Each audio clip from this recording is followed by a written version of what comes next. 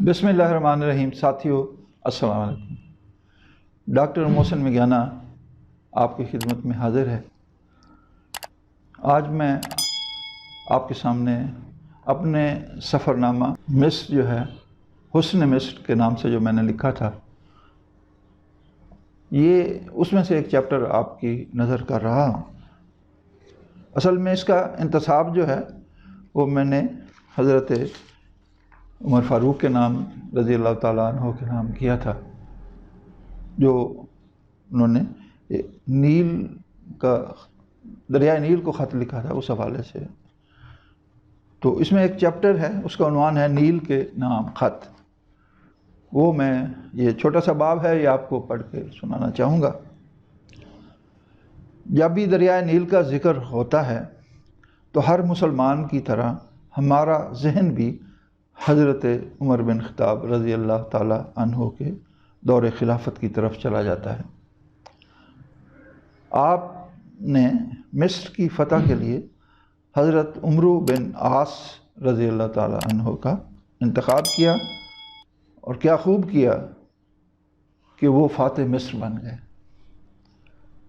مصر کی باغ ڈور سنبھالنے کے بعد اپنے نظم و نسق کی رپورٹ دیتے انہوں نے حضرت عمر بن خطاب رضی اللہ تعالیٰ عنہ کے حضور خط لکھا تو فرمایا کہ باقی سلطنت کے مسائل تو انہوں نے سنبھال لیے ہیں، تاہم ایک مسئلہ ایسا ہے جس کے لیے آپ کی مدد درکار ہے۔ انہوں نے لکھا کہ تاہم ایک مسئلہ ایسا ہے جس کے لیے آپ کی مدد درکار ہے۔ انہیں یقین تھا کہ حضرت عمر بن خطاب رضی اللہ تعالیٰ عنہ، جن کی سلطنت سکندر اعظم سے بھی بڑی تھی، اس مسئلے کا حل ڈھونڈ نکالیں گے۔ حضرت عمرو بن عاص نے لکھا کہ دریائے نیل کے پانیوں کی روانی جاری رکھنے کے لیے ایک نہایت ہی قدیم طریقہ چلا آ رہا ہے۔ لوگ کہتے ہیں جب تک ایسا نہ کیا جائے تو دریا نہیں چلتا، اور خشک سالی اور قحط سالی کا راج ہوتا ہے۔ جب دریائے نیل خشک ہو جاتا ہے تو قحط سالی کی وجہ سے لوگ یہ رسم ادا کرتے ہیں کہ اس کے خشک ہونے کی 12ویں جو ہے رات کے بعد کسی ایک خاندان سے کہا جاتا ہے کہ وہ ایک خوبصورت کماری دوشیزہ کو نہلا دھلا کر اور سونے کے زیورات سے آراستہ کر کے لائے، اور پھر اس بیچاری کو دریائے نیل کے پانیوں کی نظر کر دیا جاتا تھا۔ آپ نے لکھا کہ میں اس لیے پریشان ہوں، جناب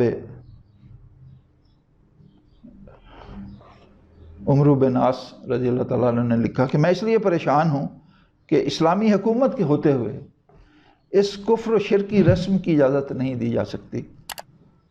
اس مسئلے کے لیے آپ سے رہنمائی چاہتا ہوں تاکہ اس کبھی فعل سے نجات حاصل کی جا سکے۔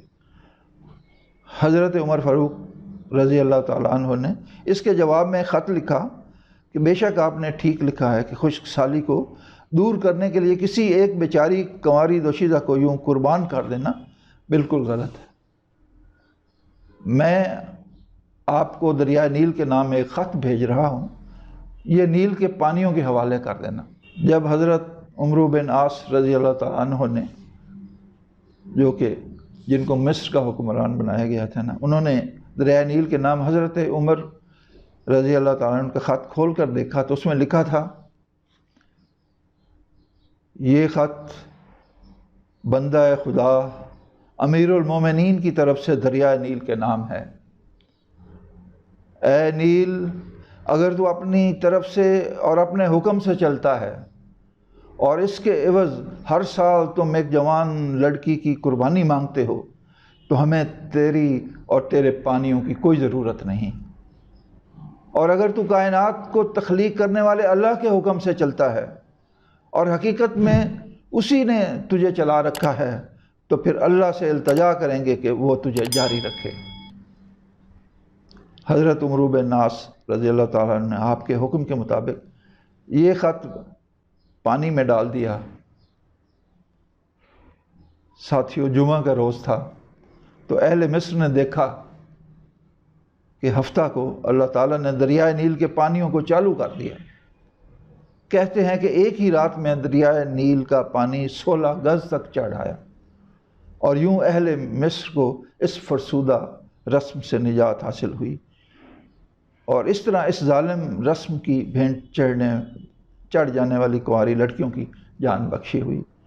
یہ بھی تاریخی حقیقت ہے کہ تب سے اب تک دریائے نیل کے پانیوں کا بہاؤ جاری ہے۔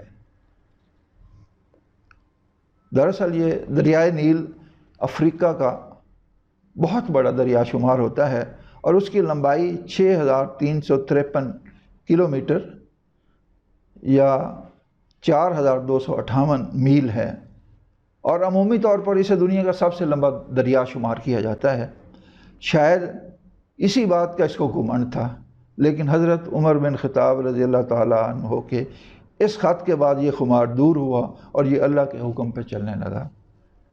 یہ دریا دنیا کے 11 ملکوں کو سیراب کرتا ہے، جن میں Tanzania, Uganda, Rwanda, Burundi, Congo, Kinshasa, Kenya, Ethiopia, Eritrea, شمالی سوڈان اور خاص طور پر مصر شامل ہیں۔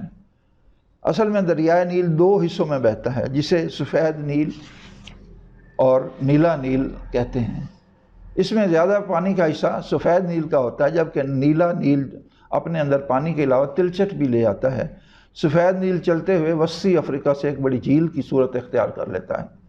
لوگ حیران ہوتے ہیں کہ اس کا پانی اتنی دور سے روانڈ یا برونڈی سے آتا ہے، اور پھر تنزانیہ کے شمال میں وکٹوریہ جھیل کی صورت کے بعد یوگنڈا اور جنوبی سوڈان سے آتا ہے، جبکہ نیلا دریائے نیل جو ہے وہ ایتھوپیا کی جھیل تانا سے شروع ہو کر سوڈان سے ہوتا ہوا جنوبی مشرق کی طرف آتا ہے۔ دونوں دریا سوڈان کے دارالحکومت خرطوم میں آ کے مل جاتے ہیں۔